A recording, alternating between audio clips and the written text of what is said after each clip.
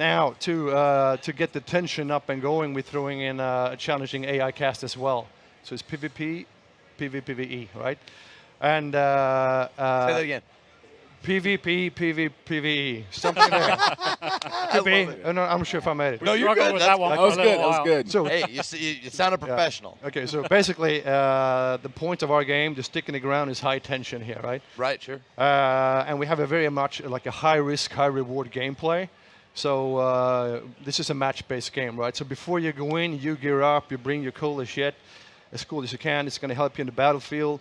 On the other hand, if you die, you lose all that stuff and your life as well. This is permadeath game, right? Permadeath, okay. Yeah, so basically we want to borrow a lot of stuff from survival games where those really, really intense PvP moments happens, where you don't know if you should attack or not. Like, should I go there? Should I not go there? What should I do?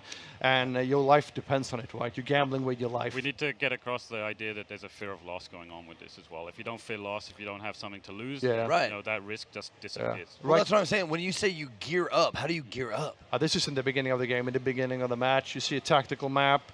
You see what monsters you're going to do, and then you're gearing up accordingly what you think is going to be worth it, right? Are you gearing up within the game or before you enter the game? Before you enter the game. Okay. Nice. All right. And then the match itself is divided into three sections, basically.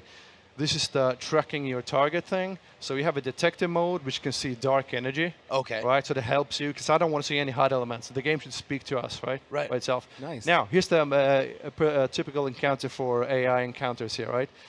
They are really there to challenge you to use your gear differently. Okay, so obviously here right now, I'm going to use a flare. I want to see a little bit more what's going on. It reveals more stuff. On the other hand, all the other teams out there might see that flare, right? Right. Yeah. Good. So, and now we ended up in a bit of a combat situation. This encounter didn't go so well for us, actually, when we played it. You'll see here it's like a bunch of bad players playing badly, right? So we go in there, we tried to do a cool thing, and it turned it around on us, and we had to retreat. Better run than fight poorly, man. Yeah. Yeah, well, permadeath, I mean, that gives you something to lose. Yeah. For sure. And so the whole point with this game with the AI is we want to create the unknown here and always makes you guess what's around the corner here, right? Like, is it a player? Is it an AI? What could it be? Okay, I'm missing it. So this is the detector mode. I'm spotting like dark energy in the world. It helps me to guide around. If I get there, I can connect, kind of like I have some superpowers to connect with the boss, and that's going to narrow down his location, right? Is that what creates the dark energy that you see? Is the there's like a detector mode. I have a bit of hell inside of me. I have a skill, right? So when I use this one, I can see a little bit of the underworld, right? Oh. Good. So this here, right there, right? I can see that there's something going on in that house, but I don't know necessarily what. Sure. Right? Okay. Yeah. So there's some danger in there. There's something there. There's a clue we want to get to. Okay. If we interact with it, we make a temporarily connection with the boss, and in this time we can see through his eyes, right, and try to narrow down his location. Yeah. And at the same time, obviously, we've got, there's a bunch of other players all trying to do the same thing. They're trying to find These are like targets, these are like magnets for other players. Other players are searching for the same thing. Oh yeah. Good. So if you don't play carefully and watch out here and do some teamwork, you might be in shit. Oh, so this is like the goal. Yeah. So this is the first clue to the boss, right? Okay. So as you see now, I'm gonna make a connection to the pit of hell. Yeah, I do. And obviously, I'm seeing through the target's eyes, right? We've actually had situations where players have done this, and we've seen other teams fighting. about to get. Oh, dude, I just figured out what that was. Yeah. Oh my God! It's an arachnid. Yeah. You might see him a little bit more later. And this is also like, so we're jumping a bit here, right? So we took the third clue here. Okay. And in classic survival game scenario, right? You have already spent some ammo. You want to go maybe to a supply point, right? Yeah. But as always, they're in the shitty spot. So it's again high risk, high reward gameplay. Should I go there or not? Because people might snipe me as I go there, right? Right. So you're not just searching for the beast, the monsters, and stuff like you're that. gearing up to your advantage, right? Yeah, but you're defending against other players. Yeah, for sure. Yeah. Okay. So in this case, I send in my body first, right? So Yeah. That's what I do. Fodder, Go get a meat shield. It's always the Brit goes in first. Is this you guys actually playing? Yeah, for sure. Yeah. Oh, awesome. Yeah, That's yeah. really So cool. So he could legit send you in, then Yeah. he dies permadeath. You live and you keep all your stuff. We have a reviving mechanic, right? So we really want to keep you playing together here. Gotcha. So, okay. but if you revive, they lose a health chunk. Okay. And if you revive again, then well, you're in shit, basically. Okay. So here so basically this game is a very social game. So what you don't hearing here is the commentary, right? Right. It's like me and him constantly chatting what we're hearing and stuff. And if he gets scared, I get scared, and I get jumpy, right? That's the part, right? And obviously the VoIP and stuff in game is going to be positional. It's 3D as well, so you can obviously. Nice. I love that. Yeah, I love that. So if you pay attention there, there's like there's a PvP battle going on beneath us because everybody is kind of going now to where the target location is. We have nothing really to gain from going there, right? Like we can shoot them, but they don't have the bounty yet. Right. So we're gonna go in first. Yeah, what you're actually going to see for the next two kind of shots here is two of our special AI. The first one we're going to see just coming up here will be the Hive. These, by the way, are dogs. If you go close to them, they're going to start barking. Other players are going to hear you. They're going to attract AI Other to players, you. like the map should speak to you, right? Right. The map, and I can play chess kind of. Where are the other guys? Where should I go?